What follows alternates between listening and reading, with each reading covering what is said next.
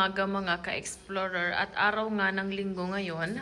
At ngayon po ay ipapakita ko sa inyo um, kung ano ang buhay ng isang kindergarten teacher tuwing linggo. So ayun nga, ito po ay ipapakita ko sa inyo. Ito po ay nandyan lang sila. At katatapos ko lang din silang gawin, ay gumagawa po ako ng storybook na siyang gagamitin natin bukas sa ating lesson. So tingnan nyo mga ka-explorer ang aming dining table at punong-puno nga po ito ng mga ginagamit ko sa pag-prepare ng aking mga gagamitin sa lesson bukas. So ayan po, dahil pasukan na naman bukas ay kailangan palaging handa ang iyong teacher. So ayun na nga po at katatapos ko lang din pong mag-lesson plan. Yan ang unang-una nating ginagawa. Kailangan mo nang magplano. Ngayon, kapag naplano mo na siya, ay ipiprint mo na siya. Ngayon, pag na-print mo na siya, babasahin mo ulit yung plano mo.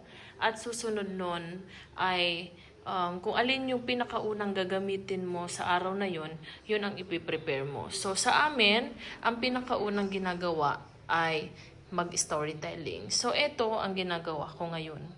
So, ibig sabihin, dahil yan pa lang ang pinapakita ko sa inyo, ibig sabihin, yan pa lang po ang natatapos ko mga ka-explore. At mamaya ay makikita nyo pa yung iba pa po nating gagawin. So, ayan po, ayan siya, at hindi ko pa po natatapos, at ipapakita ko sa inyo kung paano siyang ginagawa. Ayan. So, ito na nga, nakita nyo naman po mga ka-explorer, yung mga natapos ko na. At ito yung, ito naman po ay yung front page na lang ng book na ginagawa ko. So, ayun po, para maging malaki siya, ay pinrint ko siya sa tatlong papel. Ayan, para maging mas visible siya. Dahil ang mga kindergarten pupils po ay mas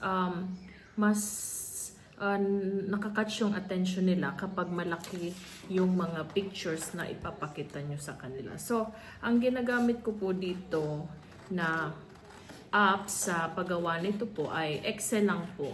Sa Microsoft Excel ko lang po ito ginagawa para lumaki yung picture ng ipiprint.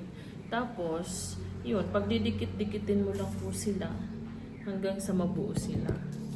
Depende po, depende naman po sa iyo kung kung gusto mong kasing laki ng stage ninyo ang gagawin ay pwede naman po. Bastang kaya mong pagdikit-dikitin po yung mga kasi medyo kailangan dito ay mahabang pasensya at saka mahabang oras sa pag-prepare po. Bale, kapag linggo ay ubos po talaga ang oras ng teacher sa paggawa ng mga learning materials na gagamitin, lalong-lalo na kung ikaw ay kindergarten teacher. Dahil mas nagiging effective po yung lesson kapag prepared ka sa mga materials na gagamitin mo. So, ayun.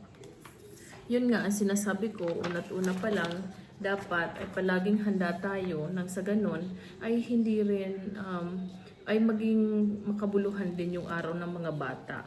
Kasi kaya nga sila pumasok sa school para madami silang matutunan. Ayan. So, kailangan po ay gugupitin mo ng maayos at talagang nawawala yung mga puti-puti nang pag nagdikit sila po ay hindi po masyadong halata na pinagtagpi-tagpi mo lang sila.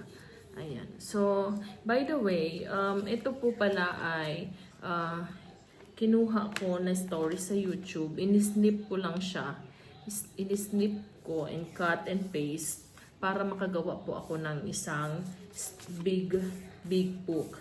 Kasi po, wala na po akong mahanap nito na hard copy. Kaya ang ginawa ko ay inisnip ko na lang siya. So, ayan. Malaki na siya mga ka-explorer. Malaki na ang size niya. O, diba? Matutuwa na yung mga bata sa pag ikaw ang nagbasa kasi, mas malaki, mas maganda yung interaction between the pupils. Kaysa kung pinapanood lang po nila yung story sa YouTube, sa screen, hindi masyadong nabibuild yung communication skills ng mga bata kasi nanonood lang sila. Unless may interaction, kapag habang binabasa mo, pwede kang magtanong sa mga bata habang binabasa mo yung kwento. At dapat kapag nagtitel ka ng story sa mga bata, dapat ay napaka-creative mo. Kasi kung hindi, boring yan at for sure, meron dyan bata na maglalaro na lang, palipaikot-ikot dahil hindi, bukod sa hindi niya gusto yung kwento mo, ay na ano siya, feeling bored kasi parang wala namang kalatoy-latoy yung ginagawa. So ayun, kaya nga po ang mga masasabi ko po na ang kinder teacher ay ang pinaka-creative na teacher. Ito nga, at natapos ko na din po yung mga yung etong mga ganito, at mamaya po ay pagdidikit-dikitin ko na yon. Papatuyuin ko lang muna. At ngayon nga po ay eto naman po, dahil po ang aking lesson ay tungkol sa forest. Ayan po. Gumawa po kami ni Eman kagabi na nanghinayang ako kung bakit hindi ko po na video yung paggawa namin ni Eman. Actually, si Eman po ang tumulong sa akin sa paggawa nitong diorama. Ayan siya. I'm so excited to show this to my pupils tomorrow. And you know, nakakatuwa lang din gumawa ng mga ganito. And kapag ganito na may makikitang ganito ang mga estudyante mo, for sure, araw-araw excited yan pumasok sa school. So ayan, hindi ko naman po pinagmamayabang, kundi magkaroon lang din ng mga inspiration din sa mga katulad kong teacher. Ayan. So, gumawa lang ako ng parang medyo ganito nga, diorama ba to, or basta parang ano lang, parang ayoko kasi masyado ng more on pictures kasi dito makakapag-interact mga bata, matatouch nila yung mga animals. Ayan, so madaming mga learning skills ang pwedeng matutunan ng mga bata dito. Ayan, so pwede nilang i-move yung animal kung saan nila gustong ipwesto, kasi meron pa ako mga extra animals na hindi ko dinikit dito kasi yung mga bata mismo ang ililet ko yung mga bata na sila yung magdikit kung saan nila gustong ipwesto yung mga animals. So, kulang pa po ito. Mamaya itatapusin pa po namin ito ni Emma dahil may mga tang pa. Wala pa po akong linagay ditong tubig-tubig, ganyan. Kasi sa forest, di ba, parang may mga lakes, ganyan. So, lalagyan ko pa siya and later ipapakita ko sa inyo yung finished product. So, I don't know kung kayanin ko pa, basta madami pa po kasing dapat kong i-prepare para matapos ko ito. So, ayun, I'm so busy really today, and later I will see if makakapag-live pa ako. Sunday ngayon, so eventually mapopost ko to. I don't know when, basta kung sakali man, this is the reason why hindi ako nakakapag-live. Sometimes because yung pag-manage ko ng time being a teacher and na nagbo-vlog na rin ng konti ay medyo nahihirapan, pero adjust na lang din. So ayun, as long as hindi ko nga napapabayaan yung time ko sa anak ko, number one is syempre my priority is my son, second is my work, of course this is my bread and butter, and of course you, kailangan before the end of the day makausap ko kayo at makapagbigay ng konting kasayahan dyan sa mga puso ninyo. So ayun, yun lang naman ang aking mga ginagawa actually sa araw-araw, and ayoko magpakita ng face sa inyo kasi actually pagkagising ko po ay dumiretso na ako sa kusina para makapagluto na ng breakfast. Tapos, pakaluto ko ng breakfast, pinakain ko si Eman, nagkape lang din ako, and then diretso na nga po ako dito.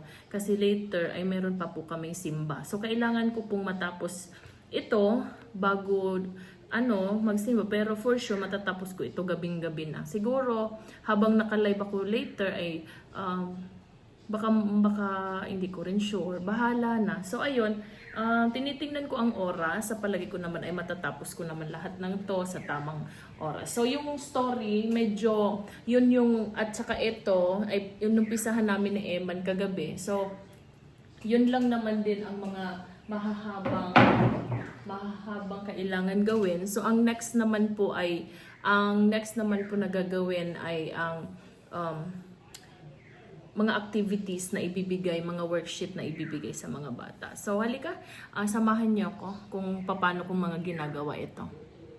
Ito, nagpiprint ako ng, ito po ay magpiprint ako ng trees dahil nga ang lesson ko ay tungkol sa forest. So, ayan na siya, printing at time check, 12:45 na po at hindi pa rin ako nangangalahati sa aking gagawin. So, most probably, based sa estimate ko, matatapos po siguro ako ng 6 p.m. So, ayan, okay lang naman at ganun talaga ang buhay ng isang teacher. Ayan. So, ayan, tapos na at mamaya ay gugupitin ko na yan.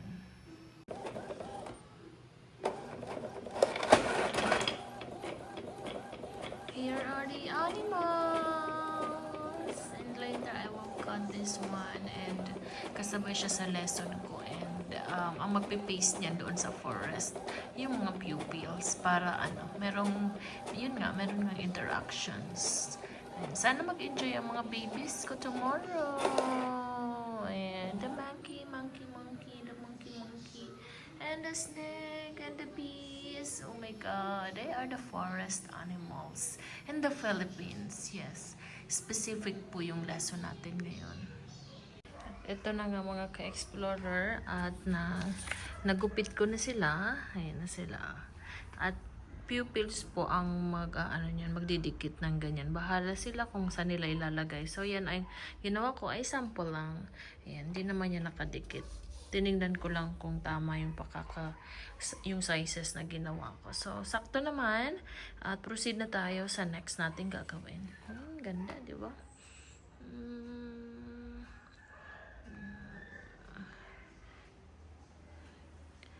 Ayan.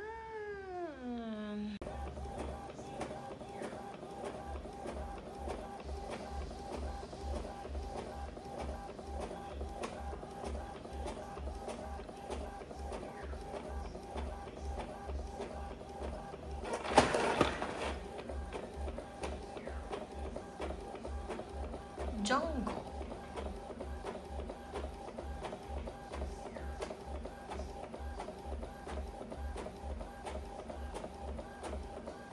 Jam.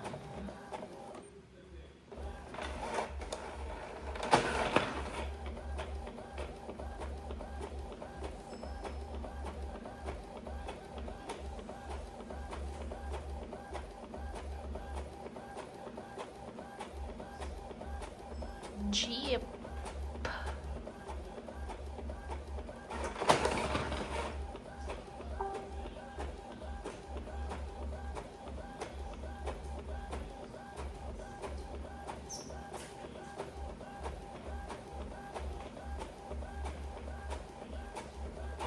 Jellyfish.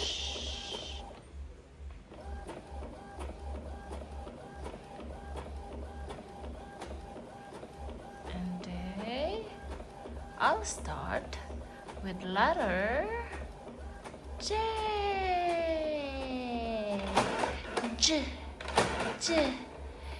J. Tingnan nyo na mga ka-explorer ang itsura ko. Hindi na po maayos, diba? Ganun pa rin naman, wala din naman nagbago, ewan ko ba. At ako, time check nga po ay 3 o'clock na po at may a-attendan pa akong birthday party. At hindi pa rin po ako natatapos sa mga gawain ko dito. Ay nako po, opo, malapit-lapit na po ito. Siguro matatapos man to, ubos na din energy ko. Ay bahala na nga kayo muna dyan, opo. At ako'y tatapusin ko na muna ito at makakain na din ako ng spaghetti. Sige na po, babay na po muna. Ay nako po, update ko po kayo mamaya kung ako po ba ay humihinga pa. Ay oo naman, wag naman sana. Ay eto naman po mga ka-explorer ay matatapos na din naman. Konting pasensya pa, konting tiis pa, ay ganito talaga ang buhay ng isang teacher. At ito na nga po mga ka-explorer, sige na po, hindi ko babay na muna. Ay, bahala kayo. Tsa! Ito nga mga ka-explorer at na-print ko na yung mga stars na pampremyo natin sa mga kids tomorrow. And lalagyan ko na lang din siguro ng chocolates kapag very good, very nice sila bukas. So ayan, Patapos na rin ako. Ito naman ay binibigay sa mga bata for a job well done. Ayan. Ako kaya, makakatanggap din ba kaya ako ng stars, mga ka-explorer? Job well done din ba ako today? So, abangan natin tomorrow kung madya-job well done din tayo. So, ayan mga ka-explorer. At ipapakita ko sa inyo mga finished product na mga ginawa ko. Okay? So, ito na nga mga ka-explorer, ang mga gagamitin natin mga instructional materials para sa gawain namin bukas sa school. Kasama ang aking mga kindergarten pupils. So, ayan, ito ang medyo magka-catch sa kanila ng attention kasi may mga toys, may mga animals, and plants dyan. So, my lesson is all about forest. So, I still have here mga extra animals. Ayan. So, sila ang maglalagay niyan dyan pang dagdag. Ayan. For more interactions with the pupils. Okay. Andito na rin po yung mga na-print kong materials, activity sheets ng mga bata for the focus letter of the day is letter J. Ayan. So, gumawa na ako din ng dalawang papel yan na papel ko para malaki siya tignan para sa group activity nila to. And meron din ako dito, ayan, for mathematics, ayan, grouping objects into equal parts, ayan siya. So, may jacket para sa magkapatid na to. Dapat magkapantay lang. Ayan, so meron tayo ditong real flowers. Hindi naman real, pa-plastic. Ayan, so, para naman dito sa magkapatid na to, habali, hahatiin ng mga kindergarten babies, itong mga ito, into 2 equal parts. Ayan, so, next are the snakes. Ayan, so mga snakes, and ilalagay nila to dito. Ayan, ilalagay nila to dito into 2 equal parts also. So, dalawa yan. Dapat magkaparehas ang bilang. Ayan, so, madami na din dito mga ka-explore. Nandito na yung mga nakat kong mga letter J. Ayan. Ayan. So, malalaki. At ito na rin yung didikitan nila ng mga animals. Ito yon. And ito na din, dito na rin po yung malaki ko na storybook. So, ayan po ang aking mga gagamitin para bukas, para sa activity ko sa mga bata bukas. So sana ipag-pray nyo po na maging successful ang aking pagtuturo bukas kasama ang aking mga kindergarten babies. Sana mag-behave sila bukas para maging successful tayo.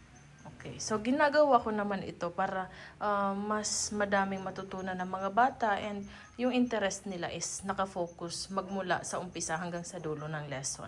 Ang ikinatutuwa lang naman ng mga teacher, mga ka-explorer ay kapag natututo ang mga bata sa pamamagitan namin. Anyway, balikan natin ang aking table. Ayan, so, nandito na yung lesson plan, nandito na din yung, ayan, nakaprint na ako. So, ayan, ang gulo ng aking table ngayon. And, bahala na mga ka-explorer kung ano pa, actually, hindi ko pa natatapos, hindi ko pa nauumpisahan yung PowerPoint presentation na gagamitin ko bukas. Okay? So, yun na lang ang last. Maraming salamat sa panonood ng videong ito. At, sinishare ko lang sa inyo yung buhay ko bilang isang teacher dito at kinakaya ko naman po kasi nga ito naman din yung pangarap kong profesyon. So ayun po at masaya ako at natapos ko na sa wakas. Time check 3:15. Okay, 3:15 PM po. Akala ko nga 6 PM pa ako matatapos. Pero dahil hindi ko pa natatapos po yung PowerPoint presentation, malamang, yes, 6 matatapos ako. Kasi meron pa muna akong pupuntahan na birthday party doon sa aking pinsan. Ito lang, malapit lang, katabi lang ng aming bahay. Diyan lang yun, oo, diyan lang yun sa may dyan.